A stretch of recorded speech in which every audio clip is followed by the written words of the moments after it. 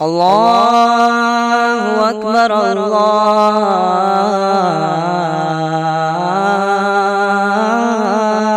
أكبر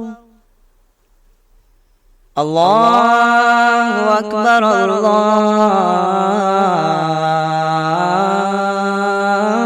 الله أكبر أشهد أن لا إله إلا الله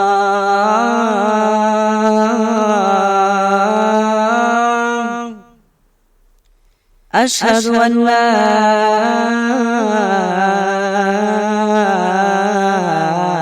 إله إلا الله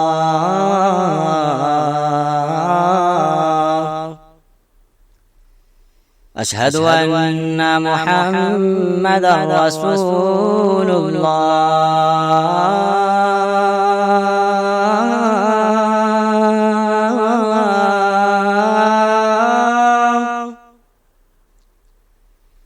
أشهد أن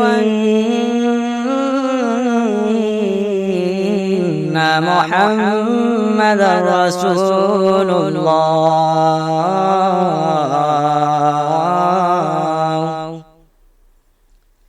حي على الصلاة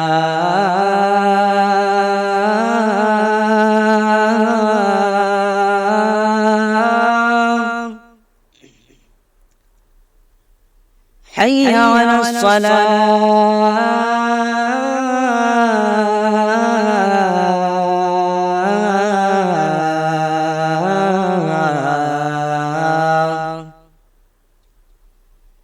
حي على الفلاح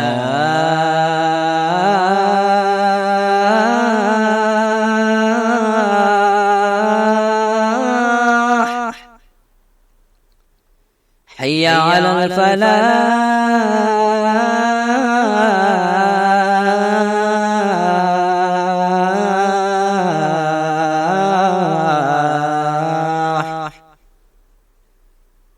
الله أكبر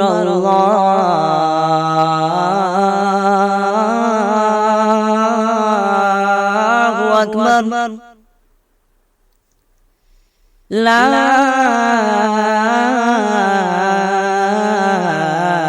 إله إلا الله أعوذ بالله من الشيطان الرجيم بسم الله الرحمن الرحيم ألف لام ميم ذلك الكتاب لا ريب فيه هدى للمتقين الذين يؤمنون بالغيب ويقيمون الصلاة ومما رزقناهم ينفقون والذين يؤمنون بما أنزل إليك وما أنزل من قبلك وبالآخرة هم يوقنون أولئك على هدى من ربهم وأولئك هم المفلحون إن الذين كفروا سواء عليهم أنذرتهم أم لم تنذرهم لا يؤمنون ختم الله على قلوبهم وعلى سمعهم وعلى أبصارهم غشاوة ولهم عذاب عظيم ومن الناس من يقول آمنا بالله وباليوم الآخر وما هم بمؤمنين يخادعون الله والذين آمنوا وما يخدعون إلا أنفسهم وما يشعرون في قلوبهم مرض فزادهم الله مرضا ولهم عذاب أليم بما كانوا يكذبون وإذا قيل لهم لا تفسدوا في الأرض قالوا إنما نحن مصلحون ألا إنهم هم المفسدون ولكن لا يشعرون. وإذا قيل لهم آمنوا كما آمن الناس قالوا ونؤمن كما آمن السفهاء ألا إنهم هم السفهاء ولكن لا يعلمون. وإذا لقوا الذين آمنوا قالوا آمنا وإذا خلوا إلى شياطينهم قالوا إنا معكم إنما نحن مستهزئون. الله يستهزئ بهم ويمدهم في طغيانهم يعمهون. أولئك الذين اشتروا الضلالة بالهدى فما ربحت تجارتهم وما كانوا مهتدين. مثلهم كمثل الذي استوقد نارا فلما أضاءت ما حوله ذهب الله بنورهم وتركهم في ظلمات لا يبصرون. صم بكم عمي فهم لا يرجعون. أو كصيب من السماء فيه ظلمات ورعد وبرق يجعلون أصابعهم في آذانهم من الصواعق حذر الموت والله محيط بالكافرين. يكاد البرق يخطف أبصارهم كلما أضاء لهم مشوا فيه وإذا أظلم عليهم قاموا ولو شاء الله لذهب بسمعهم وأبصارهم إن الله على كل شيء قدير. يا أيها الناس اعبدوا ربكم الذي خلقكم والذين من قبلكم لعلكم تتقون. الذي جعل لكم الأرض فراشا والسماء بناء وأنزل من السماء ماء فأخرج به من الثمرات رزقا لكم فلا تجعلوا لله أندادا وأنتم تعلمون. وإن كنتم في ريب مما نزلنا على عبدنا فأتوا بسورة من مثله وادعوا شهداءكم من دون الله إن كنتم صادقين. فإن لم تفعلوا ولن تفعلوا فاتقوا النار التي وقودها الناس والحجارة أعدت للكافرين. وبشر الذين آمنوا وعملوا الصالحات أن لهم جنات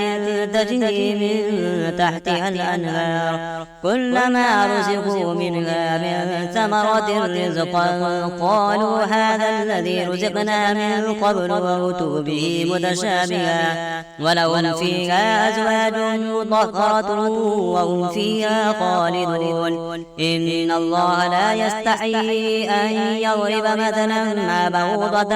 فما فوقها فأما الذين آمنوا فيعلمون أنه الحق من ربهم وأما الذين كفروا فيقولون ماذا أراد الله بهذا مثلا يضل به كثيرا ويهدي به كثيرا وما يضل به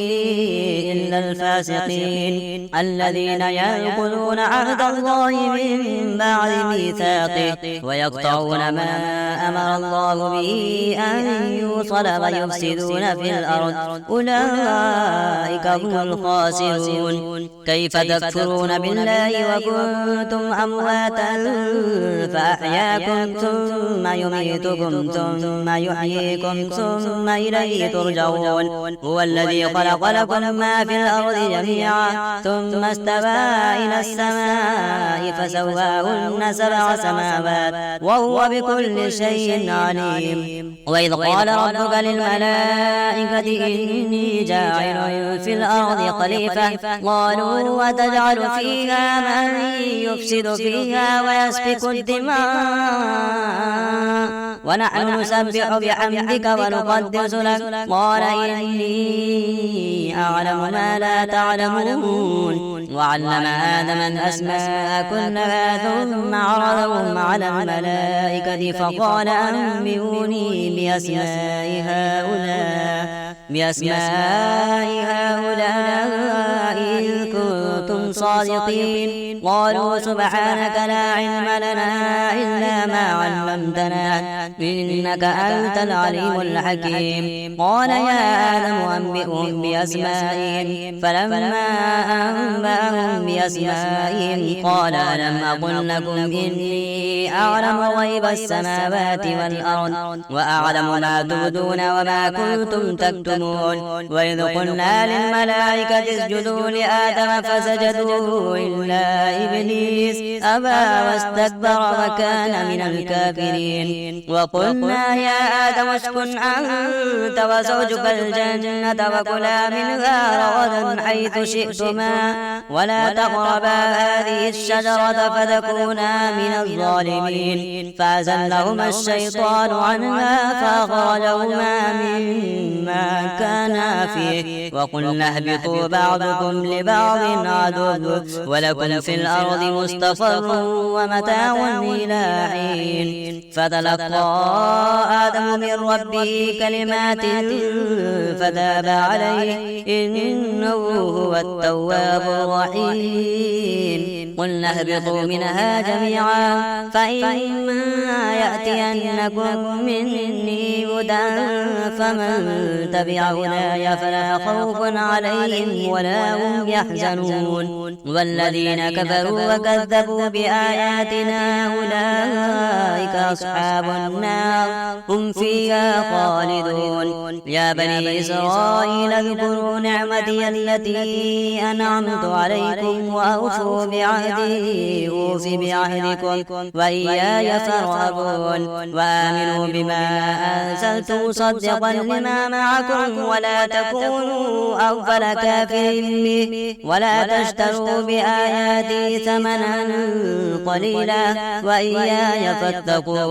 ولا تلبسوا الحق بالباطل وتكتموا الحق وأنتم تعلمون. وأقيموا الصلاة وآتوا الزكاة واركعوا مع الراكعين. أتأمرون الناس بالبر وتنسون أنفسكم وأنتم تتلون الكتاب أفلا تعقلون. واستعينوا بالصبر والصلاة وإنها لكبيرة إلا على الخاشعين الذين يظنون أنهم ملاقو ربهم وأنهم إليه راجعون. يا بني إسرائيل اذكروا نعمتي التي أنعمت عليكم وأني فضلتكم على العالمين. واتقوا يوما لا تجزي نفس عن نفس شيئا ولا يقبل منها شفاعة ولا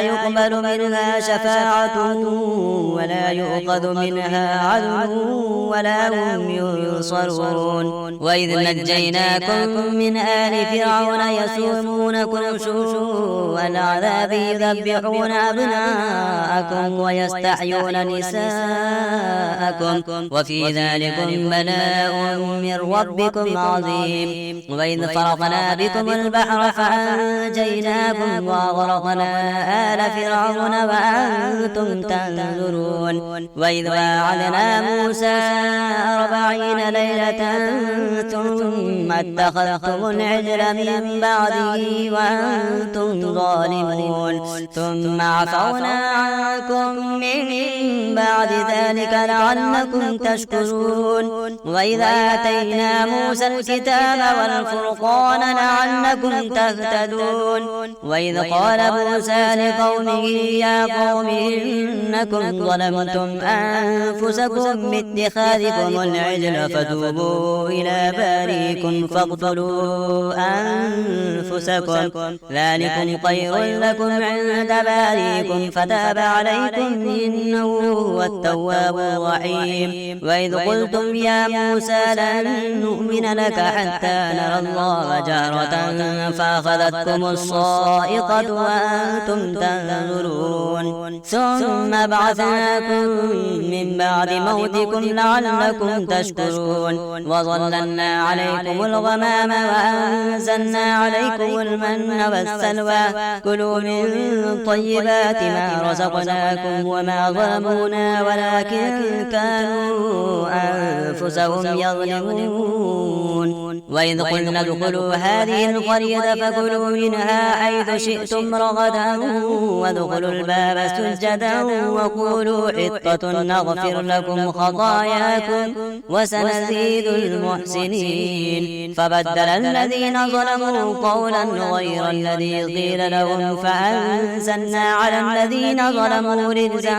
من السماء بما كانوا يفسقون. وإذ استسقى موسى لقومه فقلنا اضرب بعصاك الحجر فانفجرت منه 12 عينا قد علم كل أناس مشربهم كلوا واشربوا من رزق الله ولا تعثوا في الأرض مفسدين. وإذ قلتم يا موسى لن نصبر على طعام واحد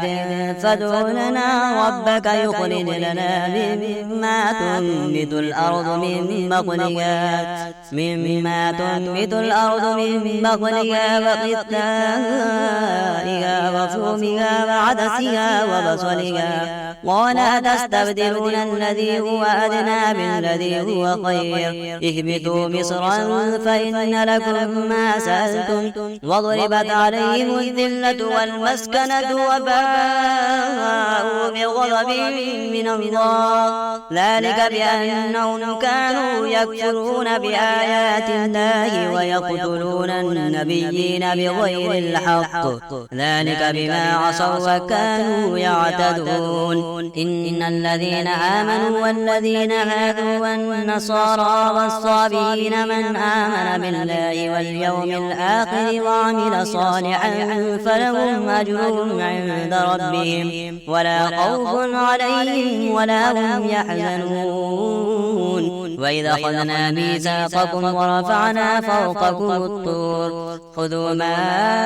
آتيناكم بقوة واذكروا ما فيه لعلكم تتقون ثم توليتم من بعد ذلك فلولا فضل الله عليكم ورحمته لكنتم من الخاسرين. ولقد علمتم الذين اعتدوا منكم في السبت فقلنا لهم كونوا قردة خاسئين فجعلناها نكالا لما بين يديها وما خلفها وموعظة للمتقين. وإذ قال موسى لقومه إن الله يأمركم أن تذبحوا بقرة قالوا أتتخذنا هزوا قال أعوذ بالله أن أكون من الجاهلين. قالوا ادع لنا ربك يبين لنا ما هي قال إنه يقول إنها بقرة لا فارض ولا بكر عوان بين ذلك ففعلوا ما تؤمرون. قالوا ادع لنا ربك يبين لنا ما لونها قال إنه يقول إنها بقرة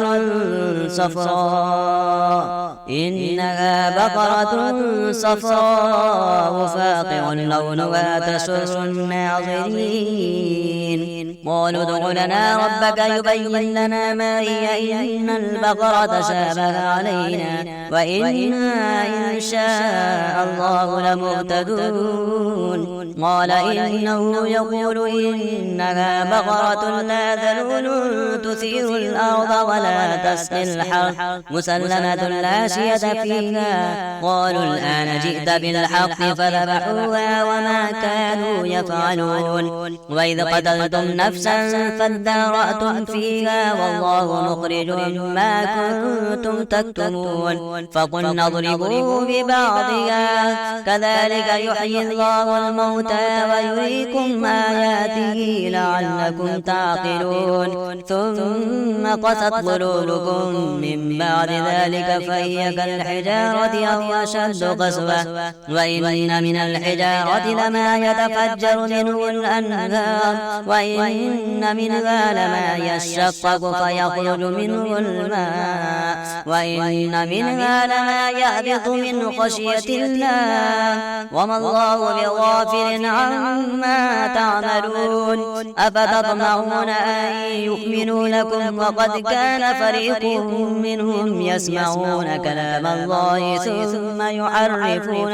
ثم يحرفونه من بعد ما أقلوه وهم يعلمون. وإذا لقوا الذين آمنوا قالوا آمنا وإذا خلا بعضهم إلى بعض قالوا أتحدثونهم بما فتح الله عليكم ليحاجوكم به عند ربكم أفلا تعقلون. أولا يعلمون أن الله يعلم ما يسرون وما يعلنون. ومنهم أميون لا يعلمون الكتاب إلا أماني وإنهم إلا يظنون. فويل للذين يكتبون الكتاب بأيديهم ثم يقولون هذا من عند الله ليشتروا به ثمنا قليلا فويل لهم مما كتبت أيديهم وويل لهم مما يكسبون. وقالوا لن تمسنا النار إلا أياما معدودة قل أتخذتم عند الله عهدا فلن يخلف الله عهده أم تقولون على الله ما لا تعلمون. بلى من كسب سيئة وأحاطت به خطيئته فأولئك أصحاب النار هم فيها خالدون. والذين آمنوا وعملوا الصالحات أولئك أصحاب الجنة هم فيها خالدون. وإذا أخذنا ميثاق بني إسرائيل لا تعبدون إلا الله وبالوالدين إحسانا وذي القربى واليتامى والمساكين وقولوا للناس حسنا وأقيموا الصلاة وآتوا الزكاة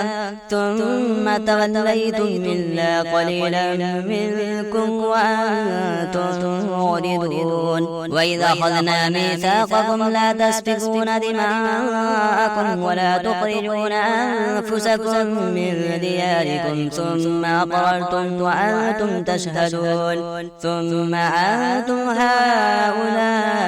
تقتلون أنفسكم وتخرجون فريقا منكم من ديارهم تظاهرون عليهم بالإثم والعدوان وإن يأتوكم أسارى تفادوهم وهو محرم عليكم إخراجهم أفتؤمنون ببعض الكتاب وتكفرون ببعض فما جزاء من يفعل ذلك منكم إلا خزي في الحياة الدنيا ويوم القيامة يردون إلى أشد العذاب وما الله بغافل عما تعملون. أولئك الذين اشتروا الحياة الدنيا بالآخرة فلا يخفف عنهم العذاب ولا هم ينصرون. ولقد آتينا موسى الكتاب وقفينا من بعده بالرسل وآتينا عيسى ابن مريم البينات وأيدناه بروح القدس أفكلما جاءكم رسول بما لا تهوى أنفسكم استكبرتم ففريقا كذبتم وفريقا تقتلون. وقالوا قلوبنا غلف بل لعنهم الله بكفرهم فقليلا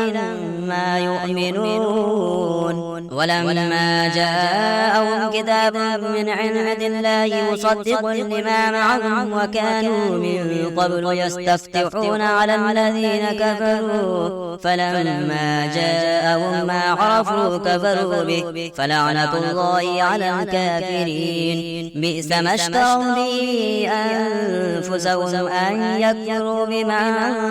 أنزل الله بغيا أن ينزل الله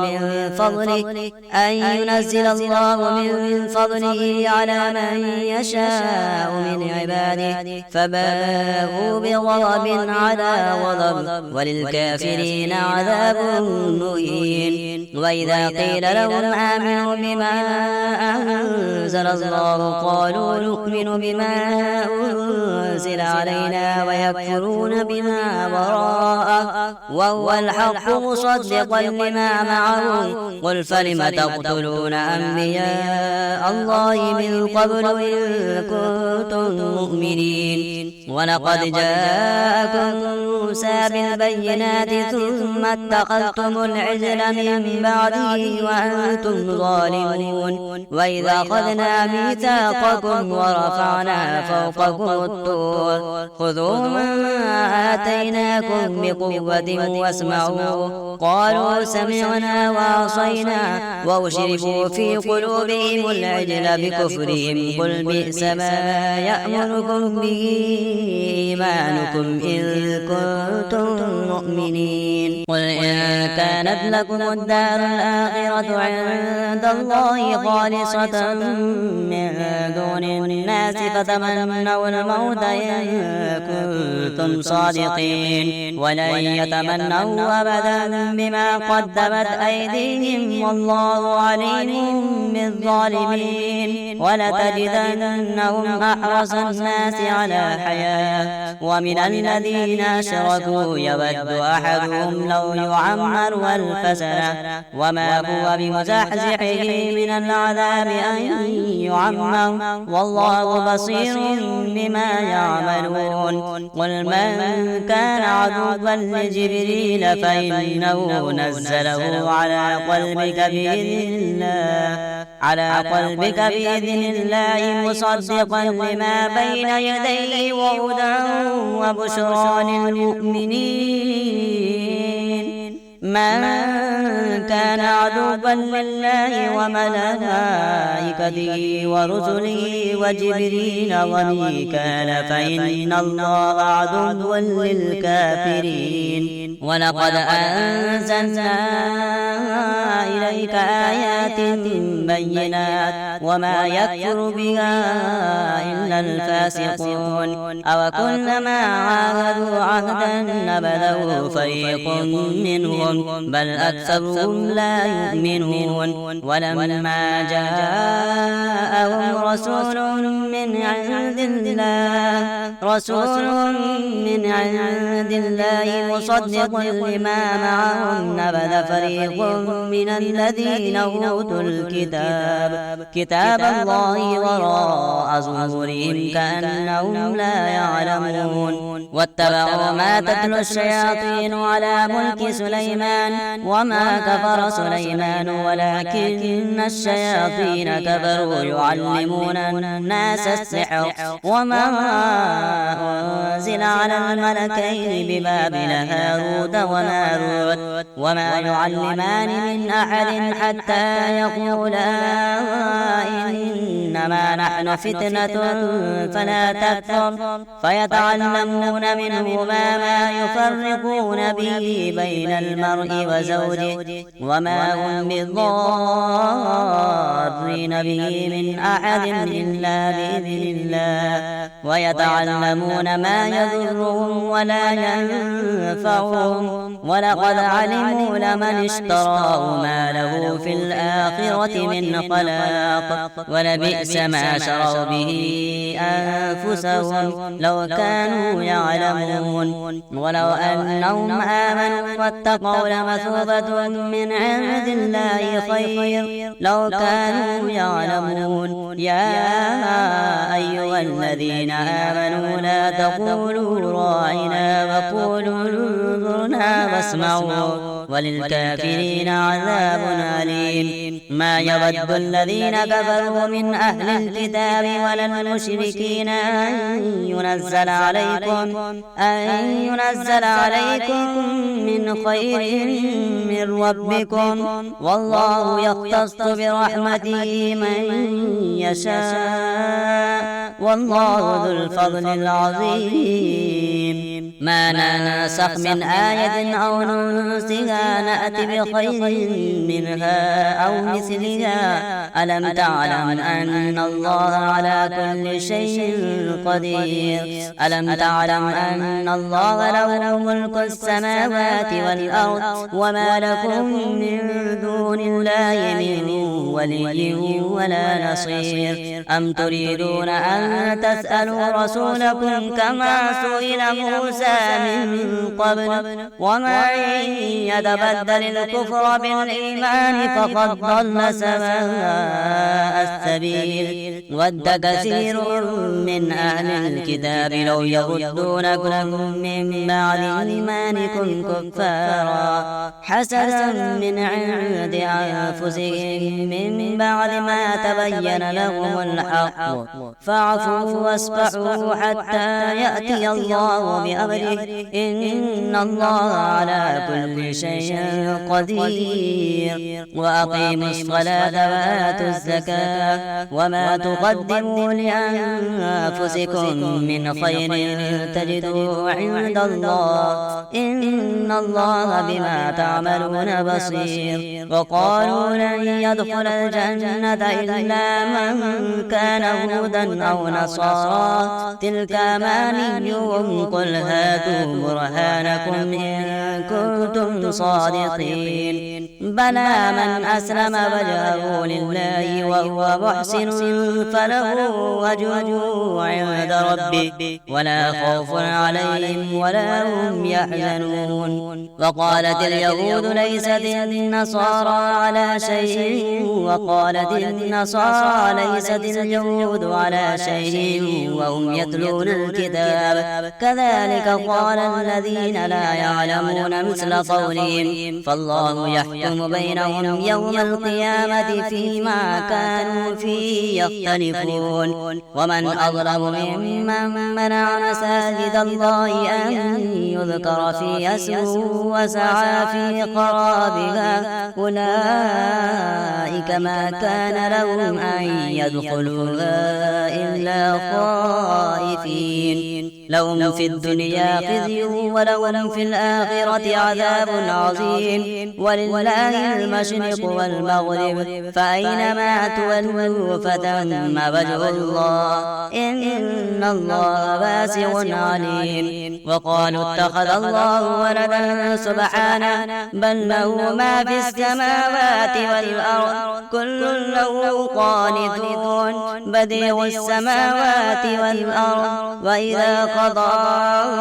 أمرا فإنما يقول له كن فيكون وقال الذين لا يعلمون لولا يكلمنا الله أو تأتينا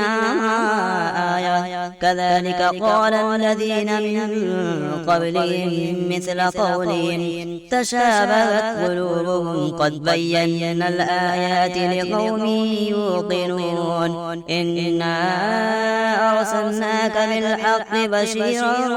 ونذيرا إنا أرسلناك بالحق بشيرا ونذيرا ولا تسأل عن أصحاب الجحيم ولن ترضى عنك اليهود ولا النصارى حتى تتبع ملتهم قل إن هدى الله هو الهدى ولئن اتبعت أهواءهم بعد الذي جاءك من العلم ما لك من الله من ولي ولا نصير الذين آتيناهم الكتاب يتلونه حق تلاوته أولئك يؤمنون به ومن يكفر به فأولئك هم الخاسرون يا بني إسرائيل اذكروا نعمتي التي أنعمت عليكم وأني فضلتكم على العالمين واتقوا يوما لا تجزي نفس عن نفس شيئا ولا يقبل منها عدل ولا تنفعها شفاعة ولا هم ينصرون وإذ ابتلى إبراهيم ربه بكلمات فأتمهن قال إني جاعلك للناس إماما قال ومن ذريتي قال لا ينال عهد الظالمين الظالمين وإذ جعلنا البيت مثابة للناس وأمنا واتخذوا من مقام إبراهيم مصلى وعهدنا إلى إبراهيم وإسماعيل أن طهر بيتي للطائفين والعاكفين والركع السجود وإذ قال إبراهيم رب اجعل هذا بلدا آمنا وارزق أهله من الثمرات من آمن منهم بالله واليوم الآخر قال ومن كفر فأمتعه قليلا ثم أضطره إلى عذاب النار وبئس المصير وإذ يرفع إبراهيم القواعد من البيت وإسماعيل ربنا تقبل منا إنك أنت السميع العليم ربنا واجعلنا مسلمين لك ومن ذريتنا أمة مسلمة لك وأرنا مناسكنا وتب علينا إنك أنت التواب الرحيم ربنا وابعث فيهم رسولا منهم يتلو عليهم آياتك ويعلمهم الكتاب والحكمة ويزكيهم إنك أنت العزيز الحكيم ومن يرغب عن ملة إبراهيم إلا من سفي نفسه ولقد اصطفيناه في الدنيا وإنه في الآخرة لمن الصالحين إذ قال له ربه أسلم قال أسلمت لرب العالمين ووصى بها إبراهيم بنيه ويعقوب يا بني إن الله اصطفى لكم الدين فلا تموتن إلا وأنتم مسلمون أم كنتم شهداء إذ حضر يعقوب الموت إذ قال لبنيه ما تعبدون من بعدي قالوا نعبد إلهك وإله آبائك إبراهيم وإسماعيل وإسحاق إلها واحدا ونحن له مسلمون تلك أمة قد خلت لها ما كسبت ولكم ما كسبتم ولا تسألون عما كانوا يعملون وقالوا كونوا هودا أو نصارى تهتدوا قل بل ملة إبراهيم حنيفا وما كان من المشركين قولوا آمنا بالله وما أنزل إلينا وما أنزل إلى إبراهيم وإسماعيل وإسحاق ويعقوب والأسباط وما أوتي موسى وعيسى وما أوتي النبيون من ربهم لا نفرق بين أحد منهم ونحن له مسلمون فإن آمنوا بمثل ما آمنتم به فقد اهتدوا وإن تولوا فإنما هم في شقاق فسيكفيكهم الله وهو السميع العليم صبغة الله ومن أحسن من الله صبغة ونحن له عابدون قل أتحاجوننا في الله وهو ربنا وربكم ولنا أعمالنا ولكم أعمالكم ونحن له مخلصون أم تقولون إن إبراهيم وإسماعيل وإسحاق ويعقوب والأسباط كانوا هودا أو نصارى قل أأنتم أعلم أم الله ومن أظلم ممن كتم شهادة عنده من الله وما الله بغافل عما تعملون تلك أمة قد خلت لها ما كسبت ولكم ما كسبتم ولا تسألون عما كانوا يعملون سيقول السفهاء من الناس ما ولاهم عن قبلتهم التي كانوا عليها قل لله المشرق والمغرب يهدي من يشاء إلى صراط مستقيم. وكذلك جعلناكم أمة وسطا لتكونوا شهداء على الناس ويكون الرسول عليكم شهيدا. وما جعلنا القبلة التي كنت عليها إلا لنعلم من يتبع الرسول ممن ينقلب على عقبيه. وإن كانت لكبيرة إلا على الذين هدى الله وما كان الله ليضيع إيمانكم إن الله بالناس لرؤوف رحيم. قد نرى تقلب وجهك في السماء فلنولينك قبلة ترضاها فول وجهك شطر المسجد الحرام وحيث ما كنتم فولوا وجوهكم شطرا. وإن الذين أوتوا الكتاب ليعلمون أنه الحق من ربهم وما الله بغافل عما يعملون. ولئن أتيت الذين أوتوا الكتاب بكل آية ما تبعوا قبلتك وما أنت بتابع قبلتهم وما بعضهم بتابع قبلة بعض. ولئن اتبعت أهواءهم من بعد ما جاءك من العلم إنك إذا لمن الظالمين. الذين آتيناهم الكتاب يعرفونه كما يعرفون أبناءهم وإن فريقا منهم ليكتمون الحق وهم يعلمون. الحق من ربك فلا تكونن من الممترين. ولكل وجهة هو موليها فاستبقوا الخيرات أينما تكونوا يأتي بكم الله جميعا إن الله على كل شيء قدير. ومن حيث خرجت فول وجهك شطر المسجد الحرام وإنه للحق من ربك وما الله بغافل عما تعملون.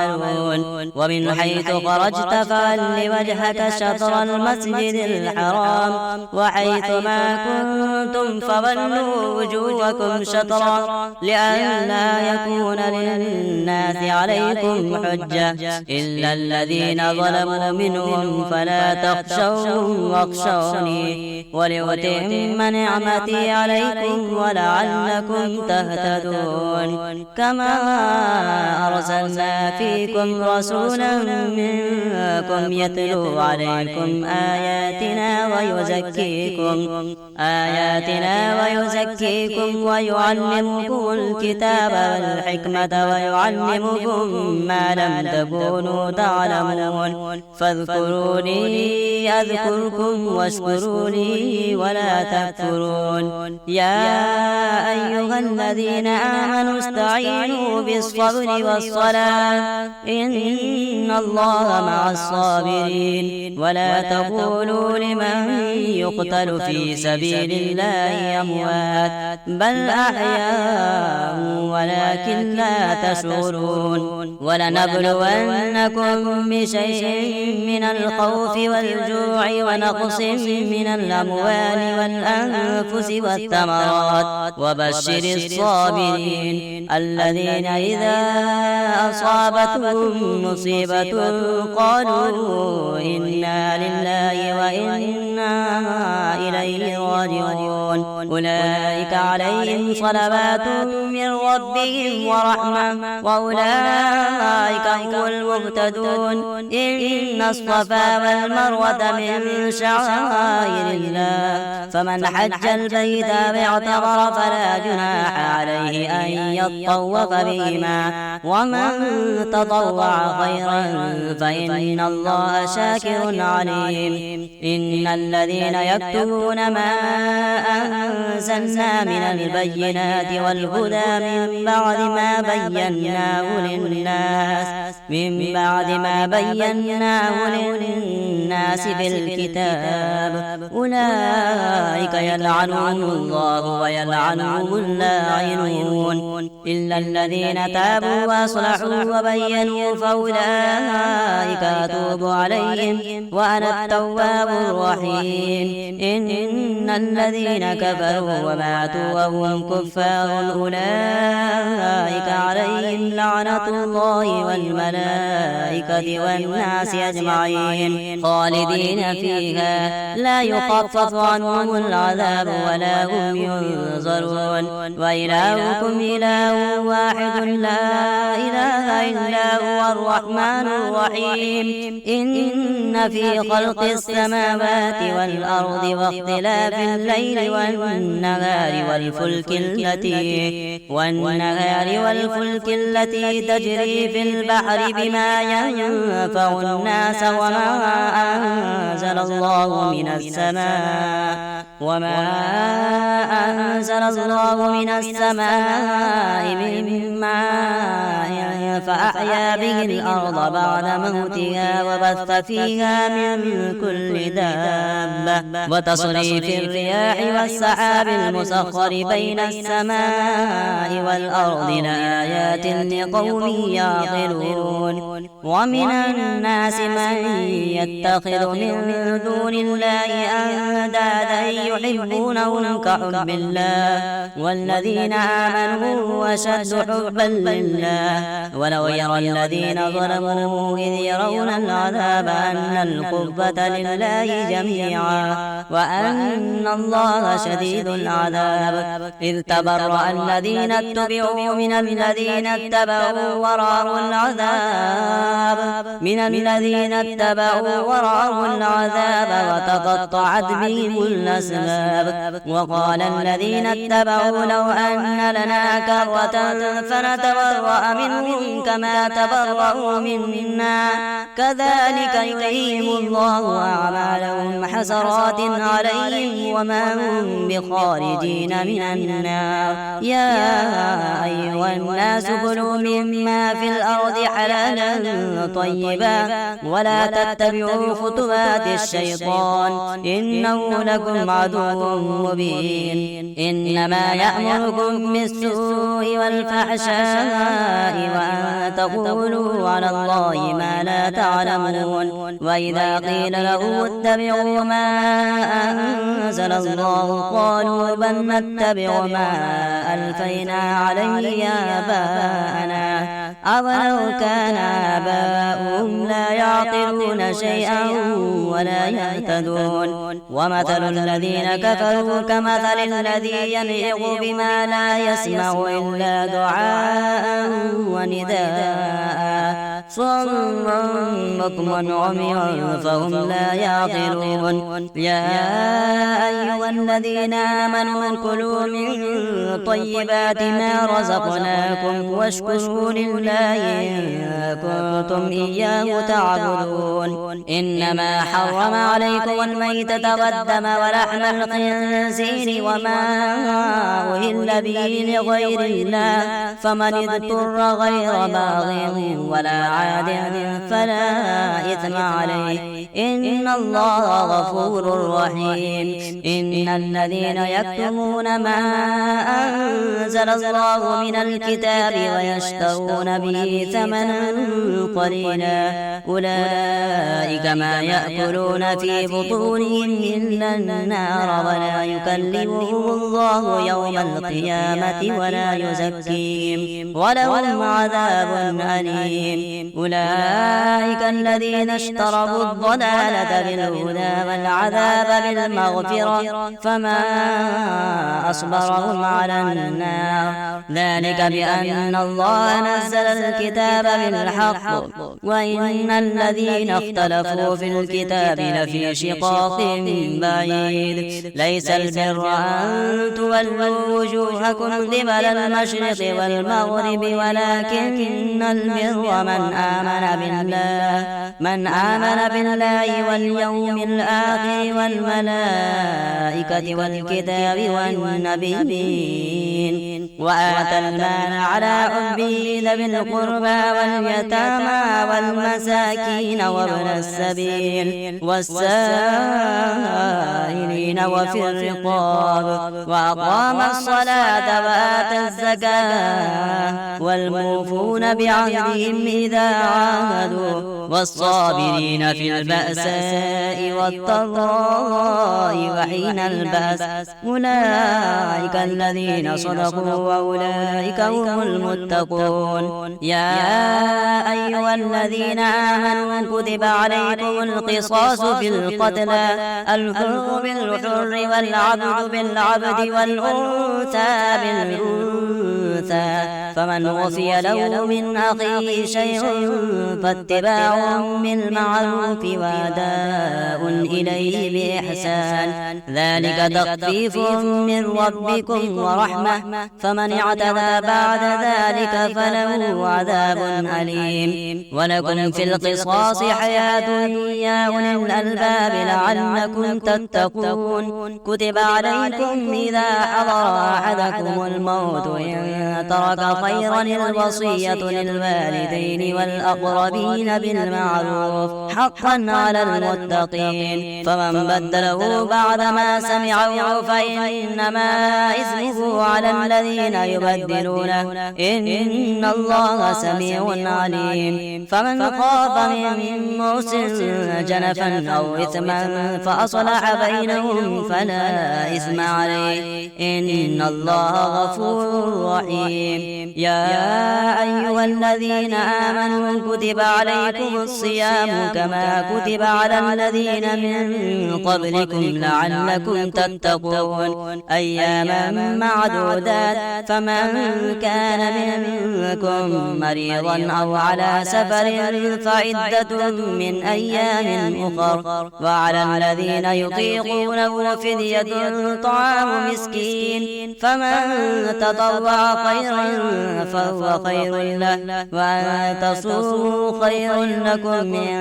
كنتم تعلمون. شهر رمضان الذي أنزل فيه القرآن هدى للناس وبينات من الهدى والفرقان فمن شهد منكم الشهر فليصم ومن كان مريضا أو على سفر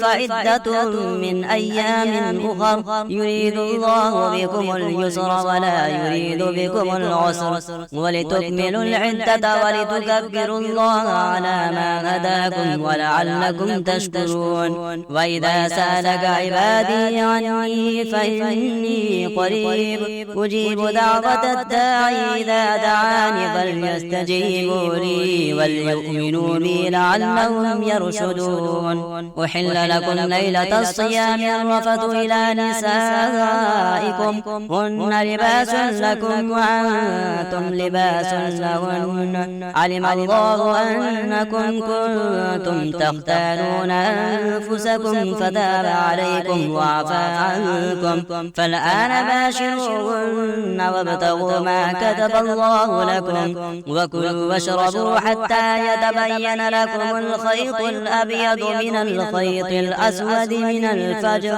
ثم أتموا الصيام إلى الليل ولا تباشروهن وأنتم عاكفون في المساجد تلك حدود الله فلا تقربوها كذلك يبين الله آياته للناس لعلهم يتقون. ولا تأكلوا أموالكم بينكم بالباطل وتدلوا بها إلى الحكام لتأكلوا فريقا من أموال الناس بالإثم وأنتم تعلمون. يسألونك عن الأهلة قل هي مواقيت للناس والحج وليس البر بأن تأتوا البيوت البيوت من ظهورها ولكن البر من اتقى وأتوا البيوت من أبوابها واتقوا الله لعلكم تفلحون وقاتلوا في سبيل الله الذين يقاتلونكم ولا تعتدوا إن الله لا يحب المعتدين واقتلوهم حيث ثقفتموهم وأخرجوهم من حيث أخرجوكم والفتنة أشد من القتل ولا تقاتلوهم عند المسجد الحرام حتى يقاتلوكم فيه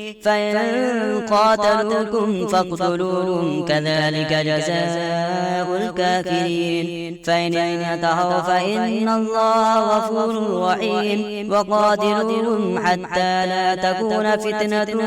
ويكون الدين لله فإن انتهوا فلا عدوان إلا على الظالمين الشهر الحرام بالشهر الحرام والحرمات قصاص فمن اعتدى عليكم فاعتدوا عليه بمثل ما اعتدى عليكم واتقوا الله واعلموا أن الله مع المتقين وأنفقوا في سبيل الله ولا تلقوا بأيديكم إلى التهلكة وأحسنوا إن الله يحب المحسنين وأتموا الحج والعمرة لله فإن أحصرتم فما استيسر من الهدي ولا تحلقوا رؤوسكم حتى يبلغ الهدي محله فمن كان منكم مريضا أو به أذى من رأسه ففدية من صيام أو صدقة أو نسك فإذا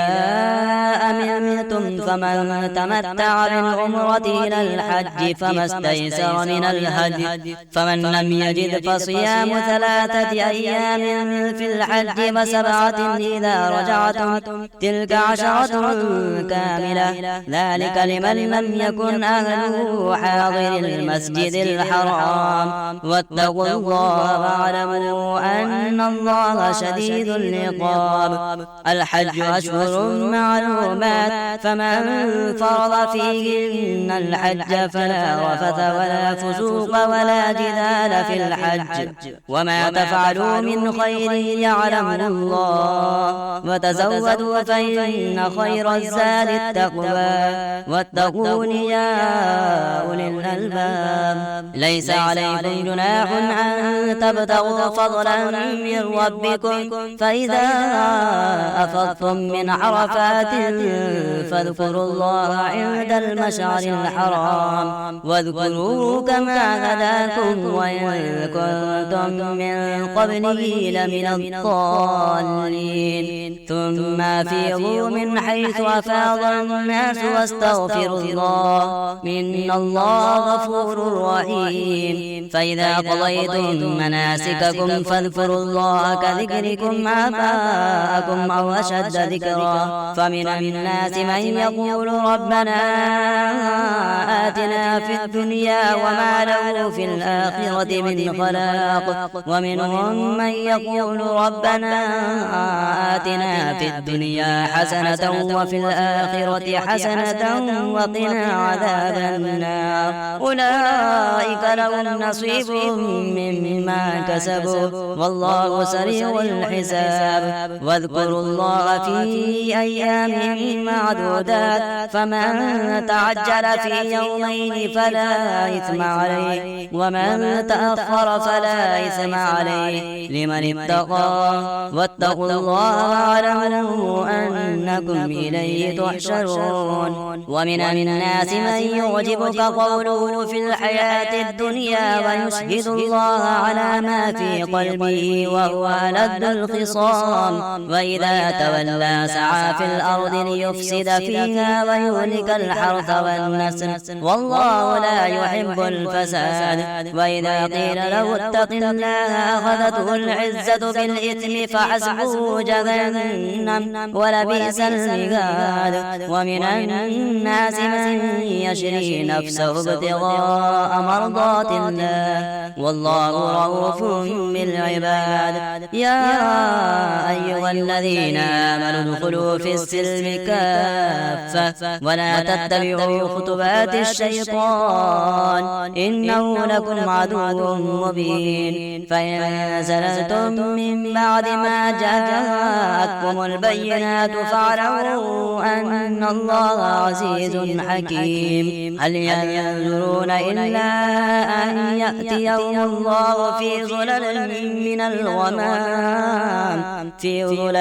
من الغمام والملائكة وقضي الأمر وإلى الله ترجع الأمور. سل بني إسرائيل كم آتيناهم من آية بينة ومن يبدل نعمة الله من بعد ما جاءته فإن الله شديد العقاب. زين للذين كفروا الحياة الدنيا ويسخرون من الذين آمنوا والذين اتقوا فوقهم يوم القيامة والله يرزق من يشاء بغير حساب. كان الناس أمة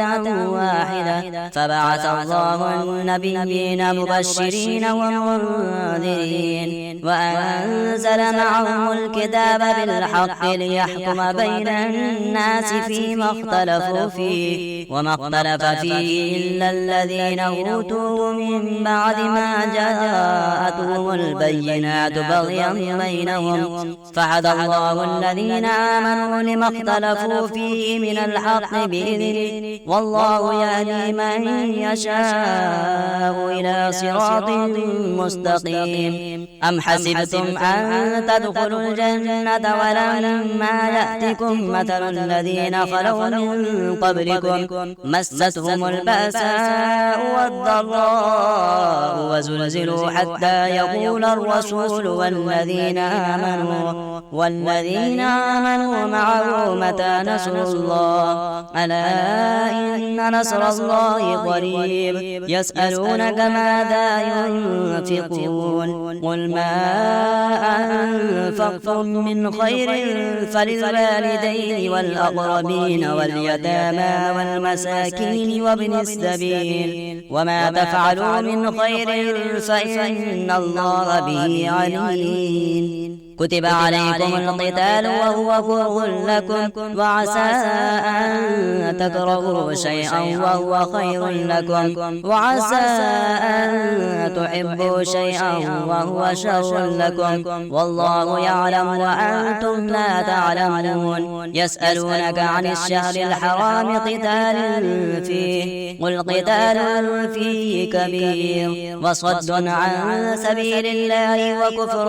به والمسجد الحرام وإخراج أهله منه أكبر عند الله والفتنة أكبر من القتل ولا يزالون يقاتلونكم حتى يردوكم عن دينكم إن استطاعوا ومن يرتد منكم عن دينه فيمت وهو كافر فأولئك حبطت أعمالهم في الدنيا والآخرة وأولئك أصحاب النار هم فيها خالدون. إن الذين آمنوا والذين هاجروا وجاهدوا في سبيل الله أولئك يرجون رحمة الله والله غفور رحيم. يسألونك عن الخمر والميسر قل فيهما إثم كبير ومنافع للناس وإثمهما أكبر من نفعهما ويسألونك ماذا ينفقون قل العفو كذلك يبين الله لكم الآيات لعلكم تتفكرون في الدنيا والآخرة. ويسألونك عن اليتامى قل إصلاح لهم خير وإن تخالطوهم فإخوانكم والله يعلم المفسد من المصلح ولو شاء الله لأعنتكم إن الله عزيز حكيم. ولا تنكحوا المشركات حتى يؤمنن ولا أمة مؤمنة خير من مشركة ولو أعجبتكم ولا تنكحوا المشركين حتى يؤمنوا ولعبد مؤمن خير من مشرك ولو أعجبكم أولئك يدعون إلى النار والله يدعو إلى الجنة والمغفرة بإذنه ويبين آياته للناس لعلهم يتذكرون ويسألونك عن المحيض قل هو أذى فاعتزلوا النساء في المحيض ولا تقربوهن حتى يطهرن فإذا تطهرن فأتوهن من حيث أمركم الله إن الله يحب التوابين ويحب المتطهرين نساؤكم حرث لكم فأتوا حرثكم أنى شئتم وقدموا لأنفسكم واتقوا الله واعلموا أنكم ملاقوه وبشر المؤمنين ولا تجعلوا الله عرضة لأيمانكم أن تبروا وتتقوا وتصلحوا بين الناس والله سميع عليم لا يؤاخذكم الله باللغو في أيمانكم ولكن يؤاخذكم بما كسبت قلوبكم والله غفور حليم للذين يؤلون من نسائهم تربص 4 أشهر فإن فاءوا فإن الله غفور رحيم وإن عزموا الطلاق فإن الله سميع عليم والمطلقات يتربصن بأنفسهن 3 قروء ولا يحل لهن أن يكتمن ما خلق الله في أرحامهن إن كن يؤمن بالله واليوم الآخر وبعولتهن أحق بردهن في ذلك إن أرادوا إصلاحا ولهن مثل الذي عليهن بالمعروف وللرجال عليهن درجة والله عزيز حكيم الطلاق 2 فإمساك بمعروف أو تسريح بإحسان ولا يحل لكم أن تأخذوا مما آتيتموهن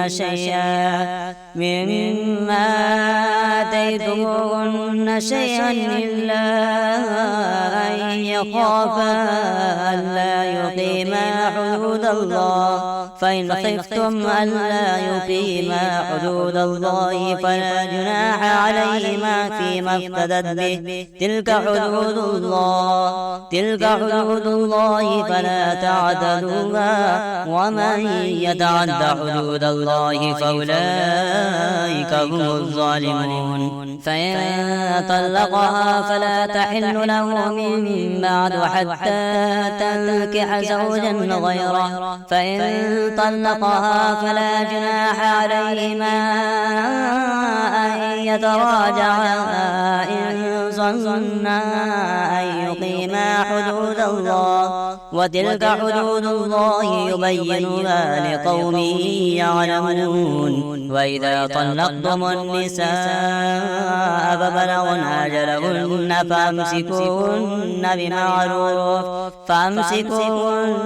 بمعروف أو سرحوهن بمعروف ولا تمسكوهن ضرارا لتعتدوا ومن يفعل ذلك فقد ظلم نفسه ولا تتخذوا آيات الله هزوا واذكروا نعمة الله عليكم وما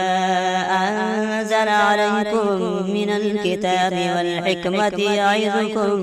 به واتقوا الله واعلموا أن الله بكل شيء عليم وإذا طلقتم النساء فبلغن أجلهن فلا تعذلوهن فلا تعذروهن أن ينكحن أزواجهن إذا تراضوا بينهم بالمعروف، ذلك يوعظ به من كان منكم يؤمن بالله واليوم الآخر، ذلكم أزكى لكم وأطهر، والله يعلم وأنتم لا تعلمون. والوالدات يرضعن أولادهن حولين كاملين لمن أراد أن يتم الرضاعة، وعلى المولود له رزقهن وكسوتهن بالمعروف، لا تكلف نفس إلا وسعها، لا تضار والدة بولدها ولا مولود له بولده، وعلى الوارث مثل ذلك، فإن أرادا فصالا عن تراض منهما وتشاور فلا جناح عليهما، وإن أردتم أن تسترضعوا أولادكم فلا جناح عليكم إذا سلمتم ما آتيتم بالمعروف، واتقوا الله واعلموا أن الله بما تعملون بصير. والذين يتوفون منكم ويذرون أزواجا يتربصن بأنفسهن 4 أشهر و10، فإذا بلغن أجلهن فلا جناح عليكم فيما فعلن في أنفسهن من المعروف، والله بما تعملون خبير. ولا جناح عليكم فيما عرضتم به من خطبة النساء أو أكننتم في أنفسكم، علم الله أنكم ستذكرونهن ولكن لا تواعدوهن سرا إلا أن تقولوا قولا معروفا، ولا تعزموا عقدة النكاح حتى يبلغ الكتاب أجله، واعلموا أن الله يعلم ما في أنفسكم فاحذروه، واعلموا أن الله غفور حليم. لا جناح عليكم إن طلقتم النساء ما لم تمسوهن أو تفرضوا لهن فريضة، ومتعوهن على الموسع قدره وعلى المقتر قدره متاعا بالمعروف، حقا على المحسنين. وإن طلقتموهن من قبل أن تمسوهن وقد فرضتم لهن فريضة فنصف ما فرضتم إلا أن يعفون أو يعفو الذي بيده عقدة النكاح، وأن تعفوا أقرب للتقوى، ولا تنسوا الفضل بينكم، إن الله بما تعملون بصير. حافظوا على الصلوات والصلاة الوسطى وقوموا لله قانتين، فإن خفتم فرجالا أو ركبانا فإذا أمنتم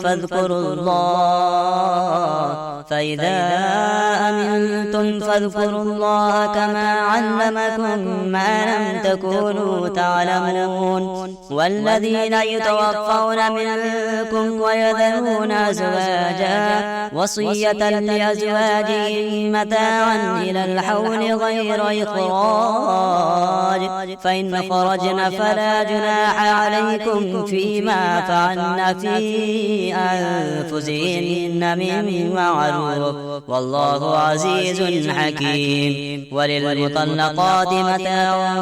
بالمعروف حقا على المتقين، كذلك يبين الله لكم آياته لعلكم تعقلون. ألم تر إلى الذين خرجوا من ديارهم وهم ألوف حذر الموت فقال لهم الله موتوا ثم أحياهم إن الله لذو لذو فضل على الناس ولكن أكثر الناس لا يشكرون وقاتلوا في سبيل الله واعلموا أن الله سميع عليم من ذا الذي يقرض الله قرضا حسنا فيضاعفه له أضعافا كثيرا والله يقبض ويبسط وإليه ترجعون ألم تر إلى الملأ من بني إسرائيل من بعد موسى إذ قالوا لنبي له ابعث لنا ملكا نقاتل في سبيل الله قال هل عسيتم إن كتب عليكم القتال ألا تقاتلوا قالوا وما لنا ألا نقاتل في سبيل الله وقد أخرجنا من ديارنا وأبنائنا فلما كتب عليهم القتال تولوا إلا قليلا منهم والله عليم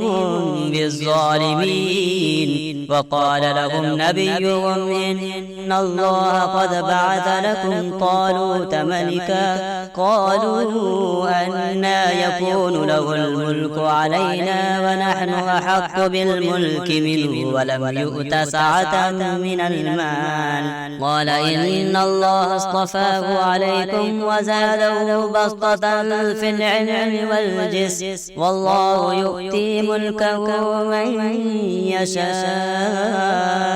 والله واسع عليم وقال لهم نبيهم إن آية ملكه أن يأتيكم التابوت فيه سكينة من ربكم وبقية مما ترك آل موسى وآل هارون تحمله الملائكة إن في ذلك لآية لكم إن كنتم مؤمنين فلما فصل طالوت بالجنود قال إن الله مبتليكم بنهر فمن شرب منه فليس مني ومن لم يطعمه فإنه مني إلا من اغترف غرفة بيده فشربوا منه إلا قليلا منهم فلما جاوزه هو والذين آمنوا معه قالوا لا طاقة لنا اليوم بجالوت وجنوده قال الذين يظنون أنهم ملاقوا الله كم من فئة قليلة غلبت فئة كثيرة بإذن الله والله مع الصابرين ولما برزوا لجالوت وجنوده قالوا ربنا أفرغ علينا صبرا وثبت أقدامنا وانصرنا على القوم الكافرين فهزموهم بإذن الله وقتل داود جالوت وآتاه الله الملك والحكمة وعلمه مما يشاء ولولا دفع الله الناس بعضهم ببعض لفسدت الأرض ولكن الله ذو فضل على العالمين تلك آيات الله نتلوها عليك بالحق وإنك لمن المرسلين تلك الرسل فضلنا بعضهم على بعض منهم من كلم الله ورفع بعضهم درجات وآتينا عيسى ابن مريم البينات وأيدناه بروح القدس ولو شاء الله ما اقتتل الذين من بعدهم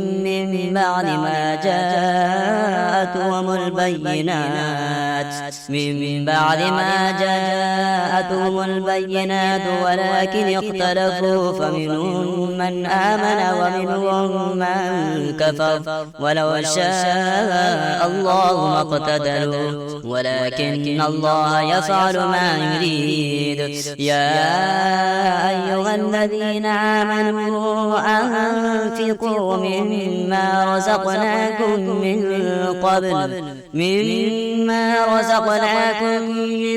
قبل أن يأتي يوم لا بيع فيه ولا خلة ولا شفاعة والكافرون هم الظالمون. الله لا إله إلا هو الحي القيوم لا تأخذه سنة ولا نوم له ما في السماوات وما في الأرض من ذا الذي يشفع عنده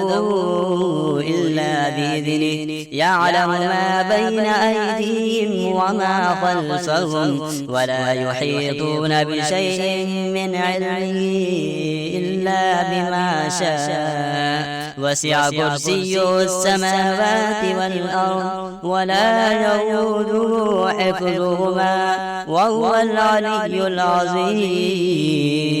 لا إكراه في الدين قد تبين الرشد من الغي فمن يكفر بالطاغوت ويؤمن بالله فقد استمسك بالعروة الوثقى لا انفصام لها والله سميع عليم. الله ولي الذين آمنوا يخرجهم من الظلمات إلى النور والذين كفروا أولياءهم الطاغوت يخرجونهم من النور إلى الظلمات أولئك أصحاب النار هم فيها خالدون. ألم تر إلى الذي حاج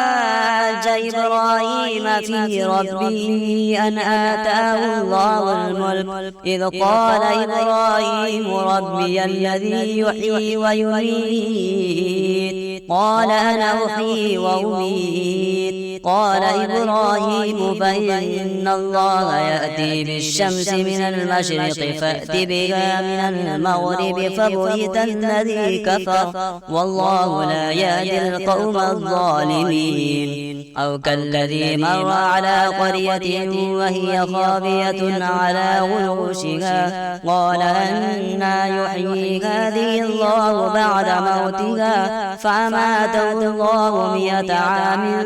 ثم بعثه قال كم لبثت قال لبثت يوما أو بعض يوم قال بل لبثت 100 عام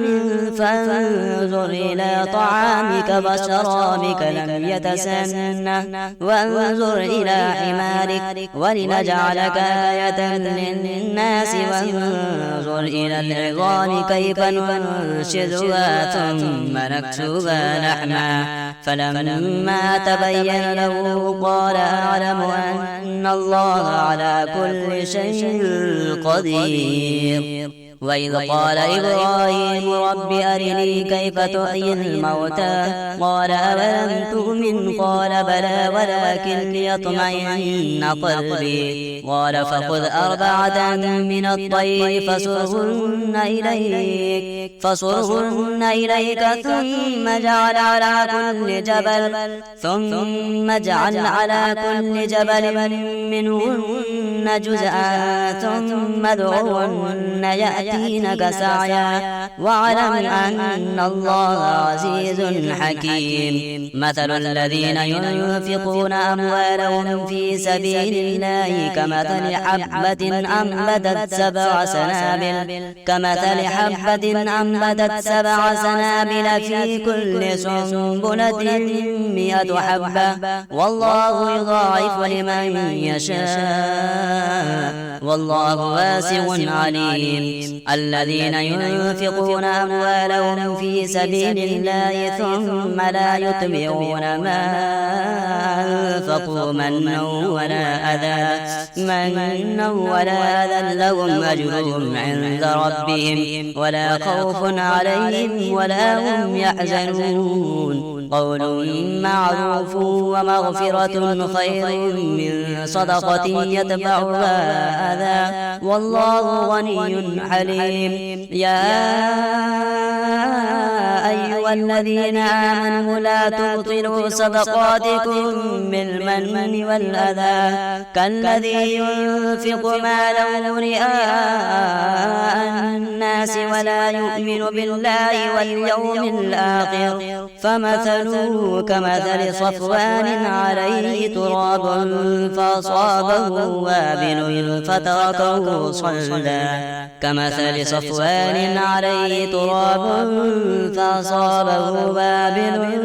فتركه صلدا لا يقدرون على شيء مما كسبوا والله لا يهدي القوم الكافرين ومثل الذين ينفقون أموالهم ابتغاء مرضات الله وتثبيتا من أنفسهم كمثل جنة بربوة أصابها وابل فآتت أكلها ضعفين فإن لم يصبها وابل فطل والله بما تعملون بصير أيود أحدكم أن تكون له جنة من نخيل وأعناب تجري من تحتها الأنهار له فيها من كل الثمرات وأصابه الكبر وله ذرية ضعفاء فأصابها إعصار فيه نار فاحترقت كذلك يبين الله لكم الآيات لعلكم تتفكرون يا أيها الذين آمنوا أنفقوا من طيبات ما كسبتم ومما أخرجنا لكم من الأرض ولا تيمموا الخبيث منه تنفقون ولستم بآخذيه إلا أن تغمضوا فيه واعلموا أن الله غني حميد الشيطان يعدكم الفقر ويأمركم بالفحشاء والله يعدكم مغفرة منه وفضلا والله واسع عليم يؤتي الحكمة من يشاء ومن يؤت الحكمة فقد أوتي خيرا كثيرا وما يذكر إلا أولو الألباب وما أنفقتم من نفقة أو نذرتم من نذر فإن الله يعلم وما للظالمين من أنصار إن تبدوا الصدقات فنعما هي وإن تخفوها وتؤتوها الفقراء فهو خير لكم ويكفر عنكم من سيئاتكم والله بما تعملون خبير ليس عليك هداهم ولكن الله يهدي من يشاء وما تنفقوا من خير فلأنفسكم وما تنفقون إلا ابتغاء وجه الله وما تنفقوا من خير يوفى إليكم وأنتم لا تظلمون للفقراء الذين أحسروا في سبيل الله لا يستطيعون ضربا في الأرض يحسبهم الجاهل أغنياء من التعفف تعرفهم بسيماهم لا يسألون الناس إلحافا وما تنفقوا من خير فإن الله به عليم الذين ينفقون أموالهم بالليل والنهار سرا وعلانية فلهم أجرهم عند ربهم ولا خوف عليهم ولا هم يحزنون الذين يأكلون الربا لا يقومون إلا كما يقوم الذي يتخبطه الشيطان من المس ذلك بأنهم قالوا إنما البيع مثل الربا وأحل الله البيع وحرم الربا فمن جاءه موعظة من ربه فانتهى فله ما سلف وأمره إلى الله ومن عاد فأولئك أصحاب النار هم فيها خالدون يمحق الله الربا ويربي الصدقات والله لا يحب كل كفار أثيم. إن الذين آمنوا وعملوا الصالحات وأقاموا الصلاة وآتوا الزكاة لهم أجرهم عند ربهم ولا خوف عليهم ولا هم يحزنون. يا أيها الذين آمنوا اتقوا الله وذروا ما بقي من الربا إن كنتم مؤمنين، فإن لم تفعلوا فأذنوا بحرب من الله ورسوله، وإن تبتم فلكم رؤوس أموالكم لا تظلمون ولا تظلمون، وإن كان ذو عسرة فنظرة إلى ميسرة، وأن تصدقوا خير لكم إن كنتم تعلمون. واتقوا يوما ترجعون فيه إلى الله ثم توفى كل نفس ما كسبت وهم لا يظلمون. يا أيها الذين آمنوا إذا تداينتم بدين إلى أجل مسمى فاكتبوه وليكتب بينكم كاتب بالعدل ولا يأب كاتب أن يكتب كما علمه الله فليكتب وليملل الذي عليه الحق وليتق الله ربه ولا يبخس منه شيئا، فإن كان الذي عليه الحق سفيها أو ضعيفا أو لا يستطيع أن يمل هو فليملل وليه بالعدل واستشهدوا شهيدين من رجالكم، فإن لم يكونا رجلين فرجل وامرأتان ممن ترضون من الشهداء أن تضل إحداهما فتذكر إحداهما الأخرى، ولا يأبى الشهداء إذا ما دعوا ولا تسأموا أن تكتبوا صغيرا أو كبيرا إلى أجل ذلكم أقسط عند الله وأقوم للشهادة وأدنى أن لا ترتابوا إلا أن تكون تجارة حاضرة تديرونها بينكم فليس عليكم جناح ألا تكتبوها، وأشهدوا إذا تبايعتم ولا يضار كاتب ولا شهيد، وإن تفعلوا فإنه فسوق بكم واتقوا الله ويعلمكم الله والله بكل شيء عليم. وإن كنتم على سفر ولم تجدوا كاتبا فرهان مقبوضة، فإن أمن بعضكم بعضا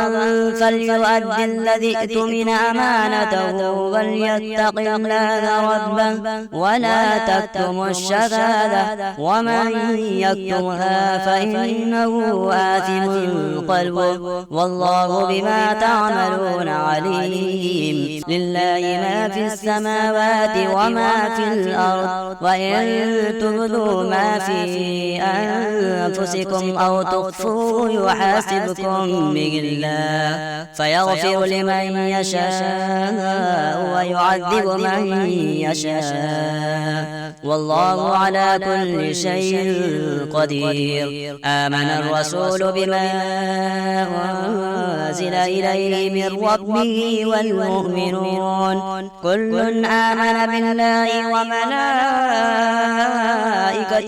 وكتبه ورسله لا نفرق بين أحد من رسله وقالوا سمعنا وأطعنا غفرانك ربنا وإليك المصير. لا يكلف الله نفسا إلا وسعها لها ما كسبت وعليها ما اكتسبت ربنا لا تؤاخذنا إن نسينا أو أخطأنا ربنا ولا تحمل علينا إسرا كما حملته على الذين من قبلنا ربنا ولا تحملنا ما لا طاقة لنا به واعف عنا واغفر لنا وارحمنا أنت مولانا فانصرنا على القوم الكافرين.